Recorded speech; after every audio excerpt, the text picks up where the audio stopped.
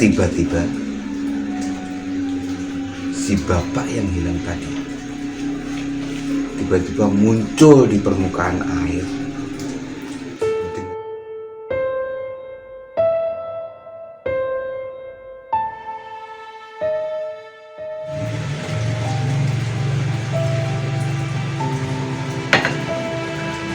Assalamualaikum warahmatullahi wabarakatuh. Jumpa lagi teman-teman dengan kami di sini di cerita mistis Sekar Kandil. Lengser wangi seliramu tumake. Baik teman-teman semuanya, kebetulan kita ngantik hari ini pada saat malam hari ini terjadi saat gerimis juga. Nah, saya akan mendukung kebersamaan kita di malam hari ini. Ini cuacanya cukup mendukung juga karena memang agak dingin-dingin seperti itu. Bisa bayangin kan seperti apa? Oke, teman-teman semuanya, masih bersama Sekar Kandil di sini. Tentunya akan memberikan satu cerita yang cukup happy pada malam hari ini karena memang lain daripada yang lain. Dan semoga bisa menjadi sesuatu yang istimewa untuk menemani hari ini teman-teman semuanya. Dan inilah cerita selengkapnya dari Sekar Kandil. Baik, teman-teman semuanya, inilah cerita selengkapnya. Cerita ini berhubungan dengan satu kerajaan gaib yang terjadi yang ada di suatu tempat. Dan kebetulan peristiwa ini terjadi di tahun 2002, jadi masih hangat ya untuk dibicarakan. Bahkan di masyarakat pun masih banyak yang membicarakan masalah hal ini. Di mana kejadian tersebut itu terjadi masih di seputar Kota Nganjuk, yaitu tepatnya di Kecamatan Brebek sana. Dan kebetulan ada satu keluarga yang menghuni atau menempati satu rumah yang dekat sama sungai pada saat itu. Nah, kejadiannya adalah seperti ini. Awal mula, si keluarga tersebut dalam hal agama sangat bagus ya, istilahnya agamis sekali seperti itu. Nah, pada suatu saat ada kejadian yang janggal menurut penuturannya. Dan maaf, ini narasumbernya dari Mas Percil ya. Ini disamarkan namanya, tidak mau disebutkan namanya yang asli gitu ya. Dan ini kejadiannya pada suatu sore, yaitu tepatnya di sore hari, yaitu saat sholat maghrib gitu. Menurut penuturannya Mas Percil itu katanya terjadi satu keanehan yang sebelumnya tidak pernah terjadi. Keanehan tersebut itu terjadi pada yang laki-lakinya. Ya, kebetulan dalam satu rumah itu belum punya anak ya, jadi satu rumah terdiri dari suami dan istri saja pada saat itu. Nah, kejadiannya begini, pada saat sholat maghrib, sang suami diajak untuk sholat bareng ya berjamaah ya. Tentunya sebagai imamnya dan istrinya sebagai makmumnya seperti itu. Nah, pada saat itu anehnya suami yang sebelumnya itu nggak pernah diminta pun, nggak pernah diperintah pun, atau nggak pernah diajak pun, dia itu langsung sholat gitu loh. Jadi tanpa ada perintah dan lain sebagainya, pokoknya waktu sholat. Nah, pada saat sore hari itu diajak sama istrinya, ternyata nggak mau sang suami tersebut. Jadi terpaksalah sang istri tersebut sholat sendiri untuk sholat maghrib.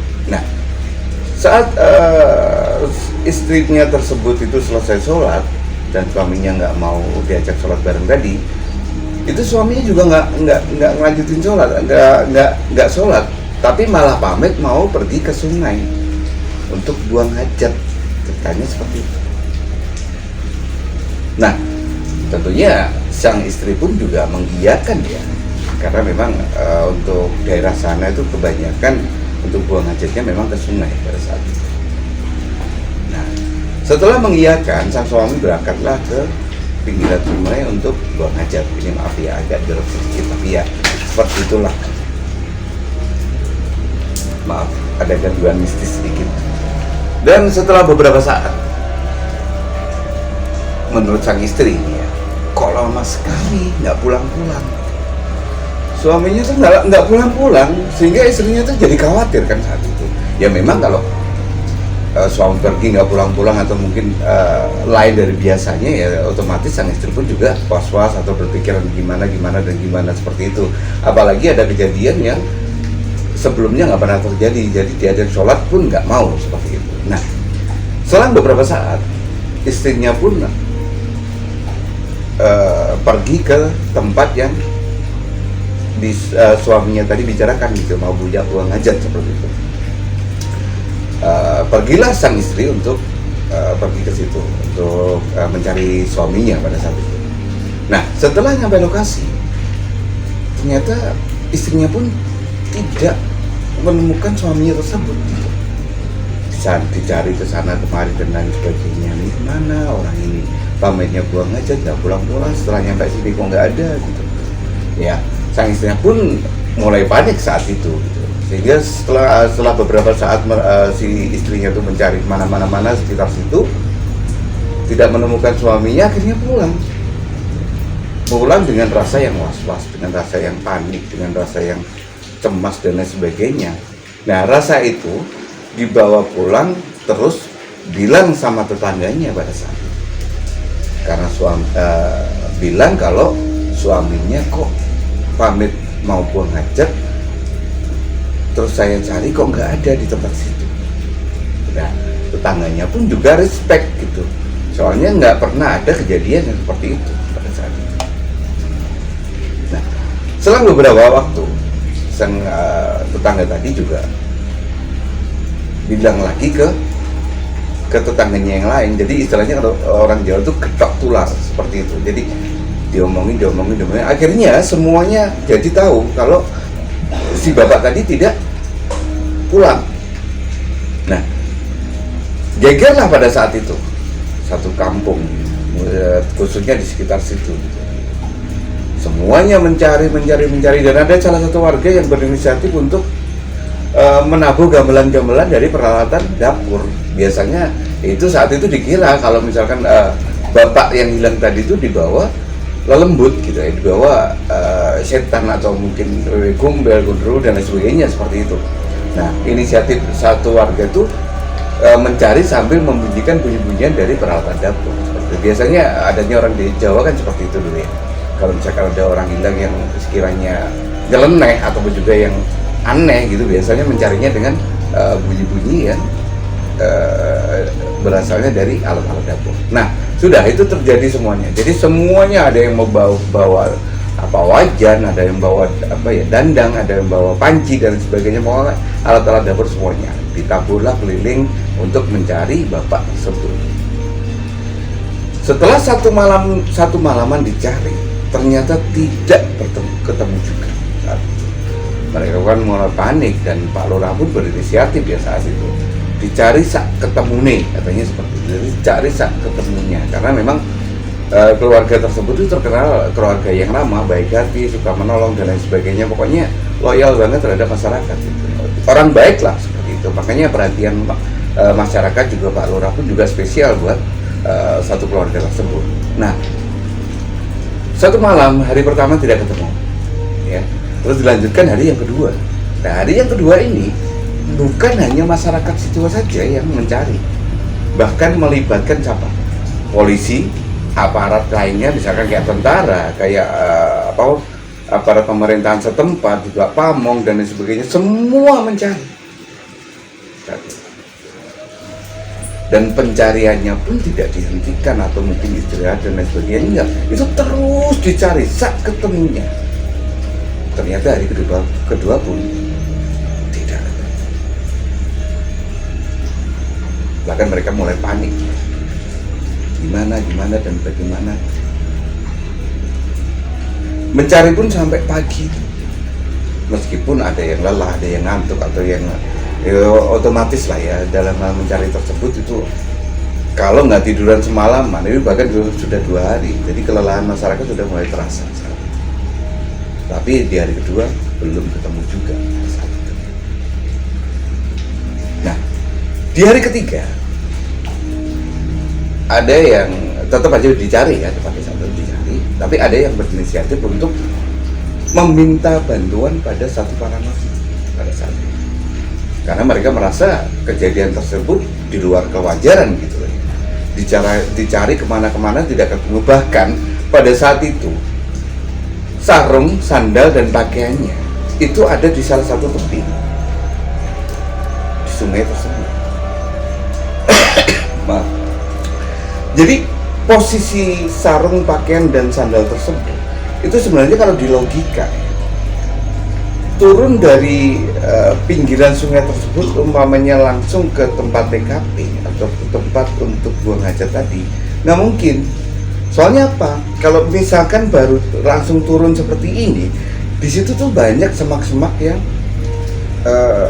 rimbun di situ, bahkan terjal sekali dan banyak batu-batuan yang licin. Jadi nggak mungkin orang langsung pada lokasi tersebut, sehingga nggak mungkin kalau langsung ke situ. Bisanya kalau mau ke daerah ke tempat buang hajat tersebut bisanya tuh muter seperti itu, baru ada jalan untuk ke tempat tersebut. Dan itu satu keanehan juga ya. Nah, saya lanjut tadi untuk inisiatif satu warga untuk mencari paranormal atau meminta bantuan paranormal. Dapatlah satu paranormal, yaitu tetangga desa seperti itu. Akhirnya si paranormal tersebut istilahnya menerawang apa yang terjadi, di mana posisi orang ini, hilangnya wajar apa enggak. Hilang wajar itu misalkan dia itu memang tidak di situ atau di situ tapi masuk di dunia lain atau dunia gaib.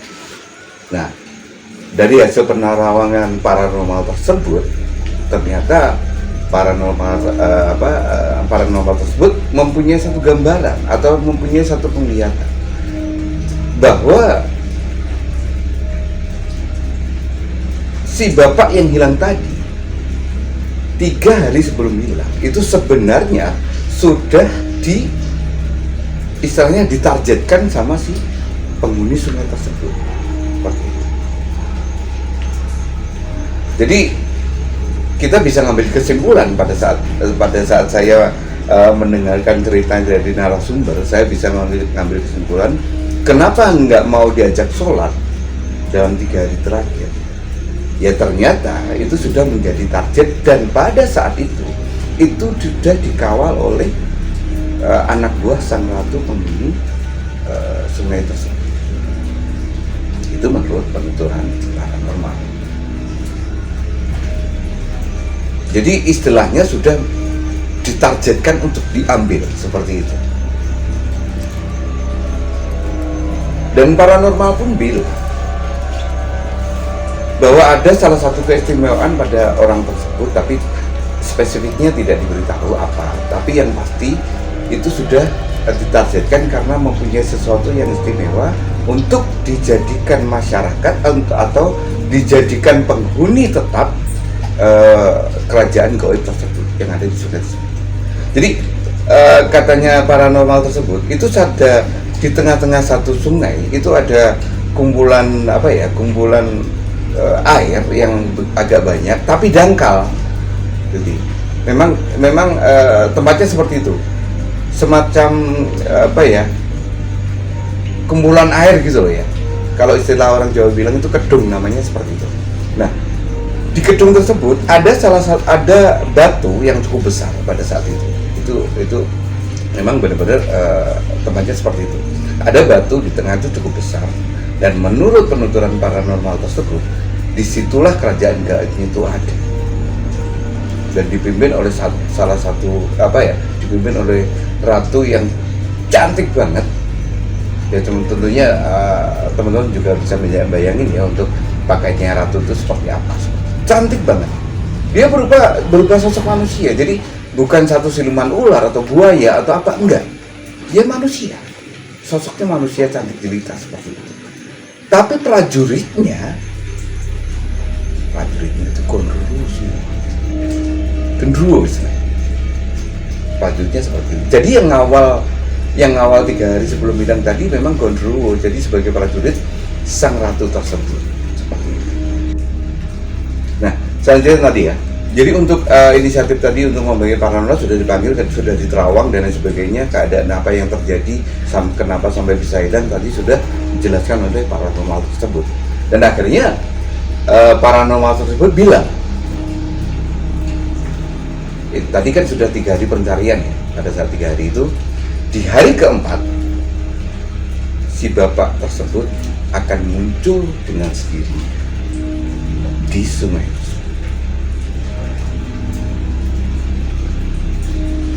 Jadi kabar seperti itu yang dari paranormal membuat masyarakat sedikit tenang ya.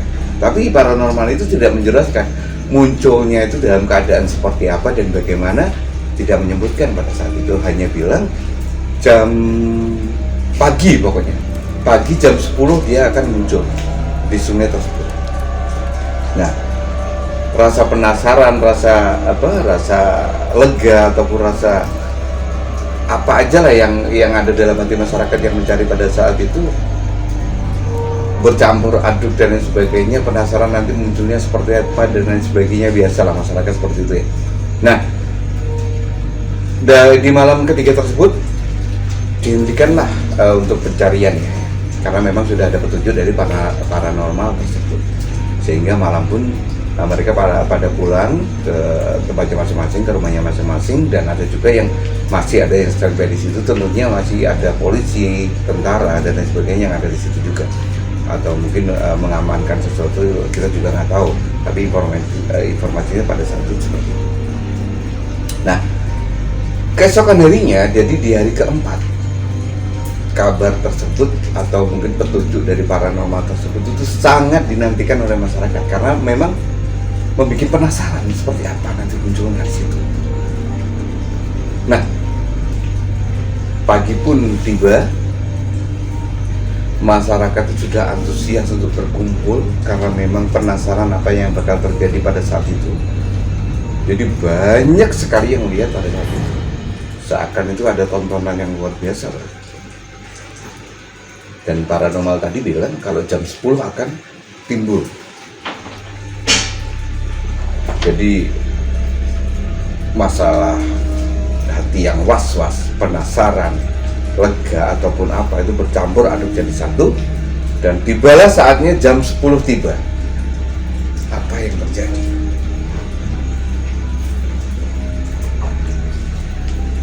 Apa yang dibicarakan paranormal tersebut benar-benar terjadi. Tiba-tiba si bapak yang hilang tadi tiba-tiba muncul di permukaan air dengan posisi sudah meninggal dunia. Ada salah satu yang kelewat, maaf tadi ya, di hari ketiga tadi itu ada salah satu masyarakat yang berinisiatif untuk menguras, atau dari aparat itu berinisiatif untuk menguras sungai tersebut yang terjadi genangan air yang cukup lebar tadi sampai habis dengan 4 diesel, dan itu pun sudah habis airnya dan kelihatan dasarnya. Tapi apa yang ditemukan? Tidak ditemukannya bapak itu, kosong, hanya batu-batu dan lumpur dan lain sebagainya, adanya cuma itu. Tapi anehnya di hari keempat itu tadi bapak itu muncul ngambang di air seperti itu. Hebohlah masyarakat pada saat itu. Ada yang teriak-teriak, ada yang alhamdulillah, ada yang Allahu Akbar, pokoknya rame banget dengan kemunculan bapak tersebut. Tapi sayangnya munculnya bapak tersebut dalam keadaan meninggal dunia.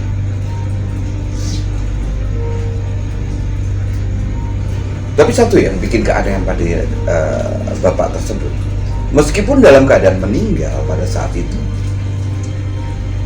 kalau menurut logika manusia ya, dia terendam air selama 3 hari, bahkan 4 hari ya, bisa dihitung 4 hari. Jadi kulitnya nggak hancur.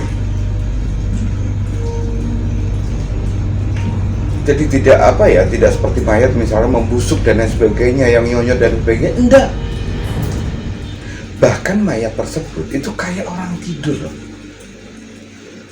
Jadi nggak ada cacat sedikit pun, basah pastilah munculnya di air. Tapi dari kulit, dari muka, dari ekspresi, dari rambut, dari semua organ tubuh yang ada di situ utuh, nggak ada yang cacat sama sekali. Bahkan meremnya pun katanya itu kayak orang tidur yang lelap sekali. Nah, dengan kehebohan tersebut,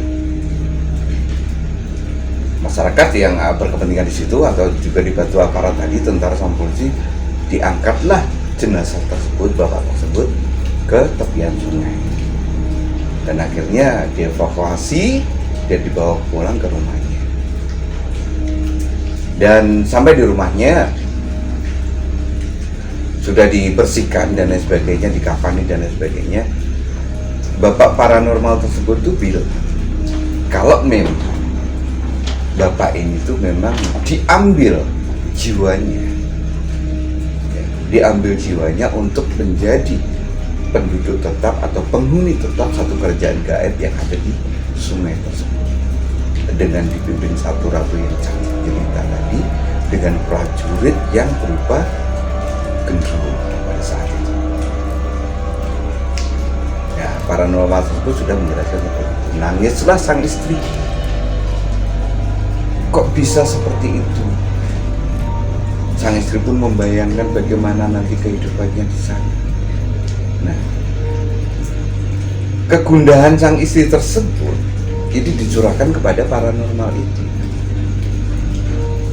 Istilahnya, kalau istilah Jawanya gini, pripun Pak mangke urepe bojo kula dateng mriko sora napa mboten. Artinya seperti ini. Bagaimana nanti kehidupan suami saya di alam sana, yang diminta itu di kerajaan sana. Dia sengsara apa enggak? Dia seperti apa?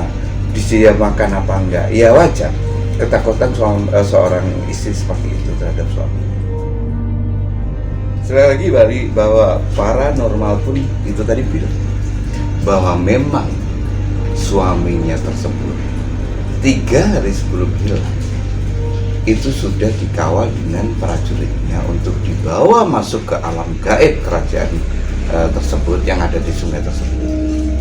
Karena memang ada satu kelebihan yang tidak bisa disebutkan, sehingga kehidupannya di alam gaib atau di kerajaan tersebut, suaminya itu mendapatkan tempat yang istimewa, bahkan dikasih jabatan di tempat tersebut, di alam gaib tersebut. Kalau misalkan ditempatkan ke ada posisi jabatan, otomatis menurut paranormal tersebut untuk hidupnya di sana dia sejahtera, tidak kurang suatu apapun.